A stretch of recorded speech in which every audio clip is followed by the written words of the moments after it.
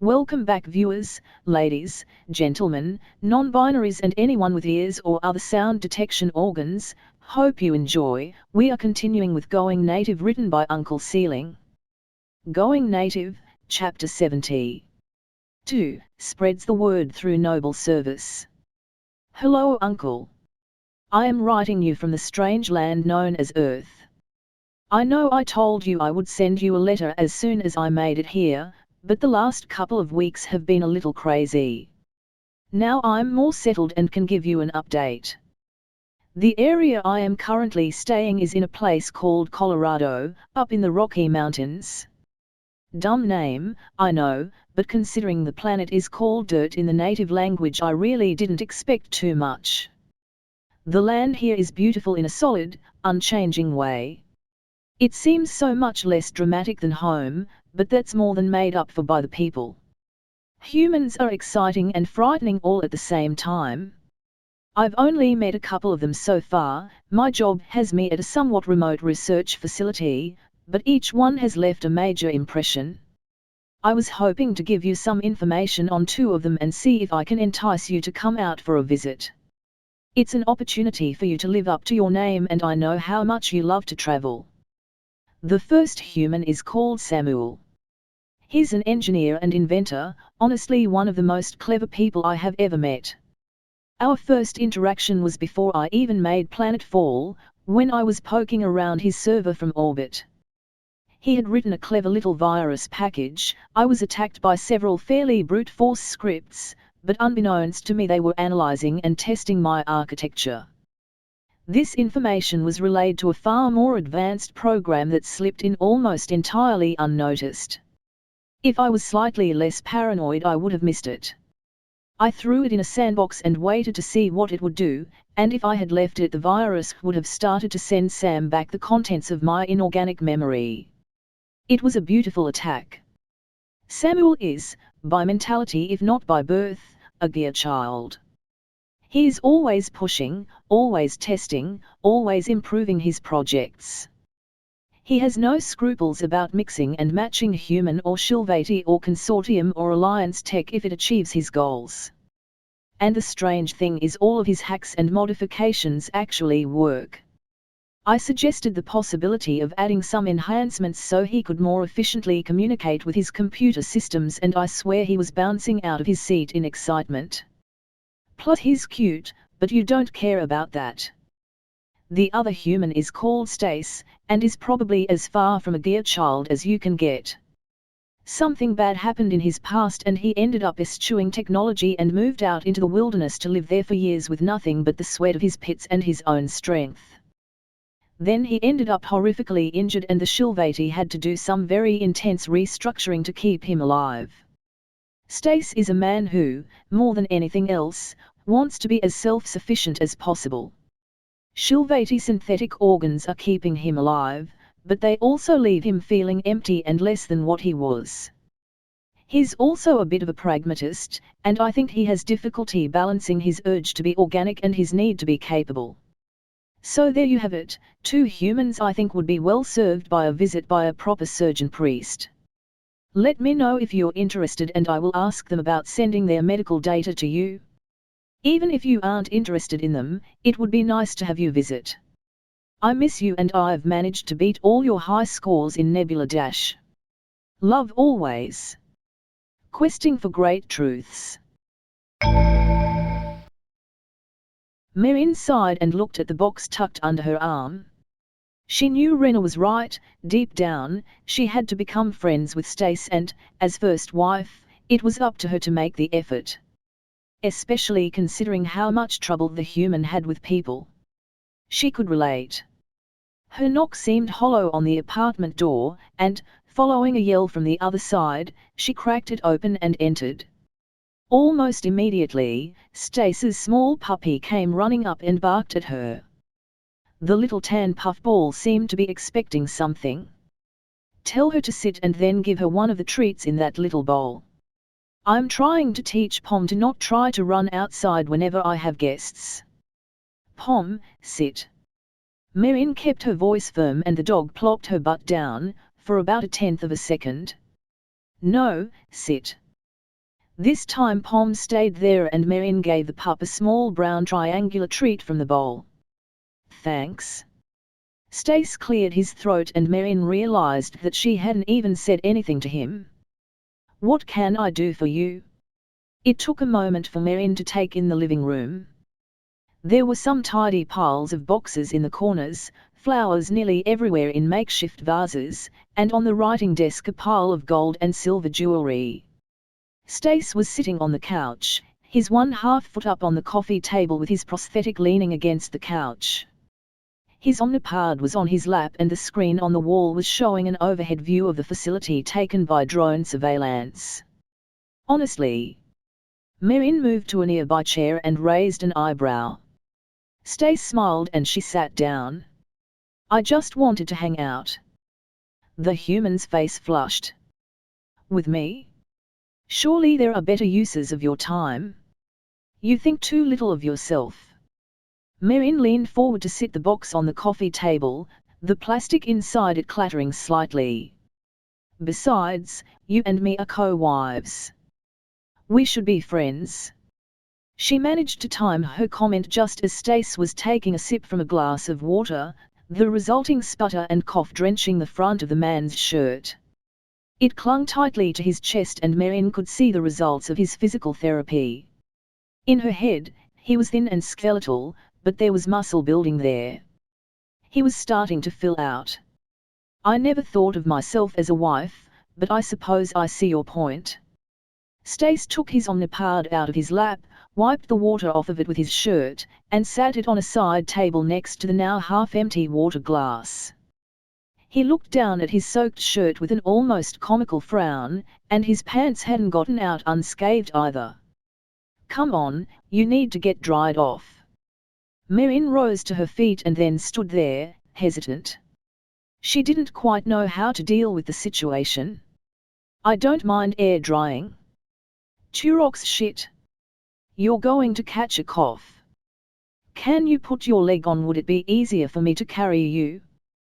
That earned Marion a sigh from the man on the couch. You know, you really are a lot like Iing.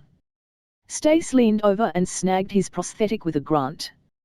As he started to attach it, he glanced at the box on the table. What did you bring with you? If it's another present, I'm throwing it out the window. I'm getting really sick of opening packages. Marion grabbed the box possessively and moved it to the desk, farther away from Stace. No way was he throwing her treasures away. It had taken her years to get her little collection together, and if he broke any of it she'd have to kill him, co-wife or no.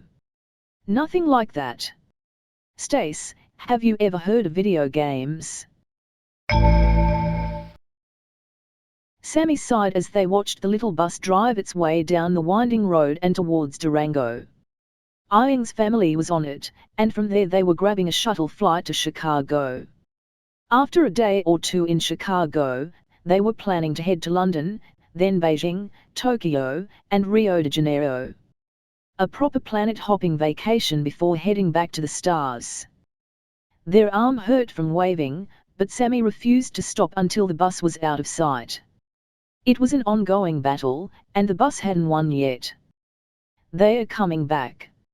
I was relaxing with Alice and Jella in the hot tub. Dude's got a tight bod for an older guy, by the way, and they let me know they plan to throw a welcome to the family party for Stace and Ella. Samuel stretched, slipping an arm around Sammy's shoulders in the same motion. I know, it's just sad to see them go.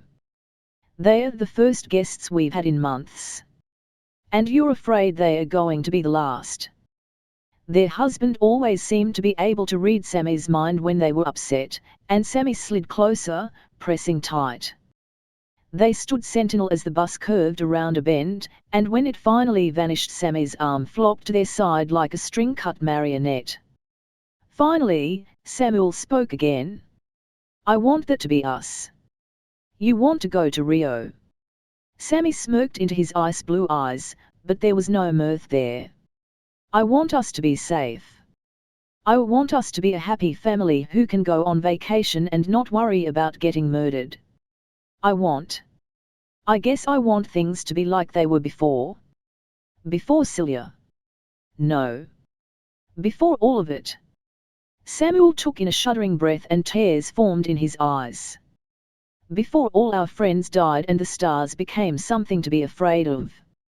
I know things can't go back, but I want that safety again. Yeah. Me too. Sammy sniffed a little. Remember when we just had to worry about digging up enough money and research projects to keep the lights on and the mirrors clean? We'll get there again. Samuel nodded. His face was streaked with tears, but he still managed to crack Sammy a smile. I'll make sure of it. Jelsai hated wearing her breastplate. It was part of her uniform, her formal interior agent garb to be donned when dealing with important people. It looked good on her, or so Jelsai had been told, but even after requisitioning 3 different sizes she couldn't find one that didn't squeeze her tits oddly. When she sat for too long, like now, the edges bit into her waist. Maybe Stace could help with it. Taylor wasn't exactly the same as an armor, but she had a feeling he would have some ideas. He would look pretty good in formal wear, actually. Dashing. The regional governess will see you now. The pretty young secretary stood from his chair and made a gesture for Jelsai to rise and follow him. She pushed any lingering thoughts about formal wear and her boyfriend from her mind and strode confidently behind the young man.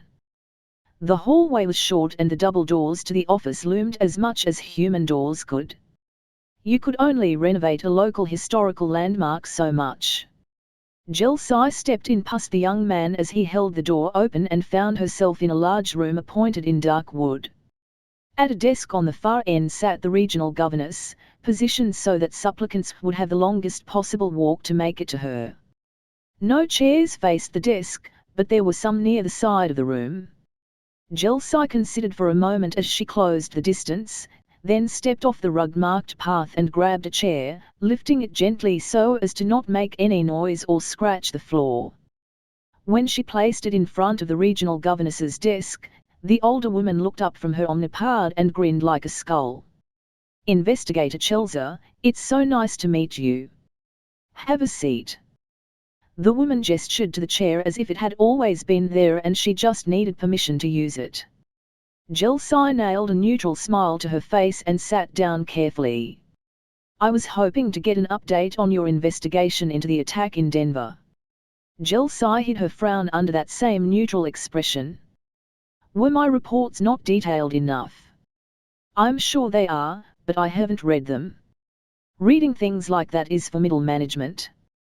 I'm more of a big picture person.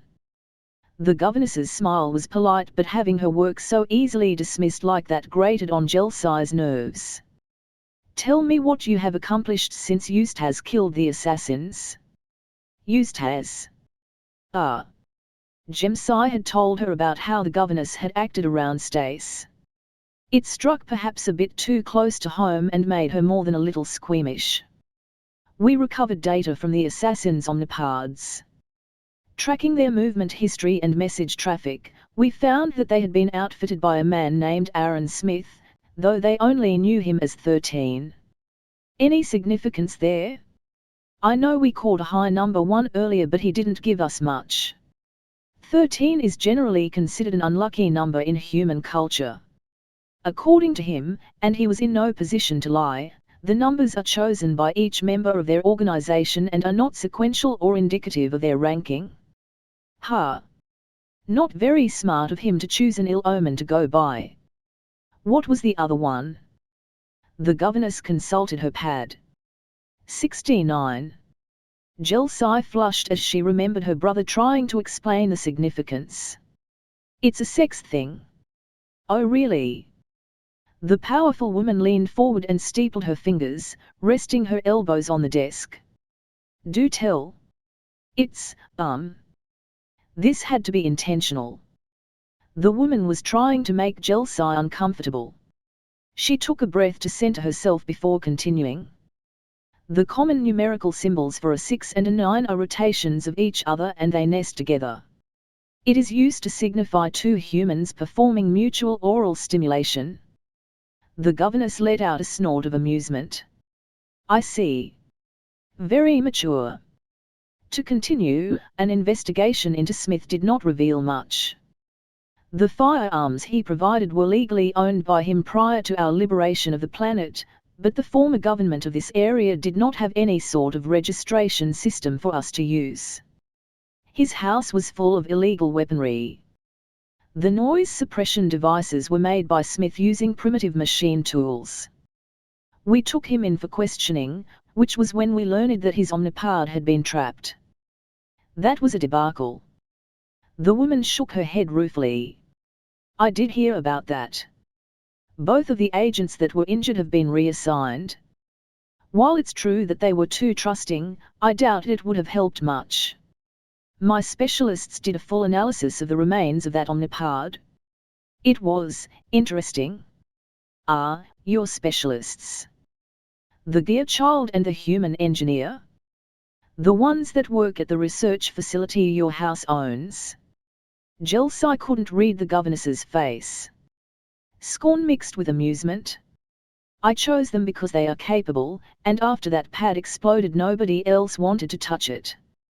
Their analysis is incredibly detailed, but at its core is this: that device wasn't an Omnipod. What do you mean? Now she was interested. Now keep her hooked. It was a pad at one point, but nearly everything in it had been swapped out with custom hardware. Any of our standard methods of getting into it would have set it off, and any attempt to make it safe would have ruined it. It lacked any non-volatile memory. Explain. Basically, none of the chips on that pad work without power. Once the battery stops feeding the internal architecture, it's all gone, erased permanently. If Smith neglected to charge his pad one evening, he'd have lost everything. On top of that, aside from the screen and the parts of the Omnipod needed for communicating with the network, none of it was off the shelf. It was a device made specifically to be hard to crack, and any spare space was filled with explosives. And you trust this assessment? This tame human engineer of yours. I have read his psychological profile and I trust him to do this work competently and discreetly. Questing for Great Truths verified the work as well, and she is as qualified a specialist as you could find. She has better security clearance than you or I do, which should give you an idea of how trustworthy she is. The governess nodded. Very well. What else were you able to get from that Smith? From what I heard, you were fairly gentle with him. Considering what he caused, I have quite a few nobles wanting to see his head on a platter. Jelsai felt a sort of crawling wrongness at the comment. She had been lost in the moment when they had interrogated Smith, put herself in the character of a big bad interior agent. Now, looking back, she felt a lingering thread of guilt. There was initial pain compliance to get him to follow orders, then another bit of pain to calibrate the equipment. No further action was needed and he suffered no permanent damage. All the better. He'll be able to stand tall for the firing squad. We'll give him some psychotropics first, of course. They seem less like martyrs when they are screaming and crying. The governess's smile seemed pleasant. Almost friendly. Yes, I suppose that's true. Jelsai just wanted to leave. Being around this cunt just made her want a shower. He gave us some information that we are using to track down another one of his cabal, a man called Seven. We have him narrowed down to a couple likely candidates and are watching them closely. Once you figure him out, take him. Or hell, just take all of them. We can figure it out after the firing squad. No waiting around. I want something to show Provincial Governor Swasaro how we are cleaning up any lingering remnants of this debacle. Very well. Is there anything else before I leave? Jelsai stood up, letting the chair slide back and bunch up the rug. Oh, yes. One thing. A flick of a finger slid an envelope made of soft lilac paper across the desk. It stopped within a centimetre of the edge closest Jelsai. The envelope was trimmed with gold leaf, but otherwise unadorned. We are throwing a ball at my estate in 2 weeks as a celebration of my daughter's birthday. You will be attending, of course. Bring Eustace. With that, Lena Elenke, regional governess of Denver and the surrounding territory, went back to her Omnipod and left Jelsai to pick up the envelope. The investigator strode out of the room, perhaps a bit faster than she needed to. Oh goddess, she corrupted you. Ian couldn't help but grin as he watched from the door. Merrin and Stace were side by side on the couch, controllers in hand. Pom was off in the corner, chewing on what looked like a small piece of caribou antler. The screen on the wall was displaying colors and flashing lights and text, in English. Stace, I didn't think you had any video games. I don't. He doesn't. After a moment, Stace spoke uninterrupted. Merrin brought over some of her games, and I remembered that Samuel had some human stuff I was sort of familiar with.